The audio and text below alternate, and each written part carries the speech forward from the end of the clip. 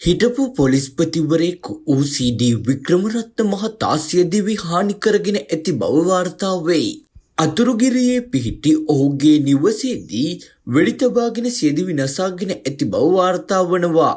වෙඩිවැදීමෙන් අනතුරුව ඔහු අද උදෑසන මුල්ලේරියාව රෝහලට රැගෙන ගොස් ඇති අතර ඒ වන විට ඔහු මිය ගොස් සිටි බව රෝහල් ආරංචි මාර්ග සඳහන් කරයි. වසර 30කට අධික කාලයක් පොලිස් සේවයේ කටයුතු කර තිබූ සී.ඩී. වික්‍රමරත්න මහතා මෙරට 35 වැනි පොලිස්පතිවරයා වෙයි. පොලිස්පති ධූරයට පත්වීමට පෙර වික්‍රමරත්න මහතා දකුණු පළාත් ජ්‍යෙෂ්ඨ නියෝජ්‍ය පොලිස්පතිවරයා ලෙස සේවය කරන ලදී. පාස්කු බෝම්බ ප්‍රහාර සිද්ධියෙන් පසු එවක පොලිස්පති පූජිත් ජයසුන්දර මහතා අනිවාර්ය නිවාඩු යැවීමෙන් පසු වික්‍රමරත්න මහතා වැඩබලන පොලිස්පතිවරයා ලෙස පත් කරන ලදී. ඉන් අනතුරුව 2020 නොවැම්බර් මාස 25 වන දින එම තනතුරේ ස්ථිර කරන ලද අතර 2023 නොවැම්බර් මාස 25 වන දින විශ්‍රාම යන තෙක්ම ඔහු පොලිස්පතිවරයා ලෙස සේවය කරන ලදී.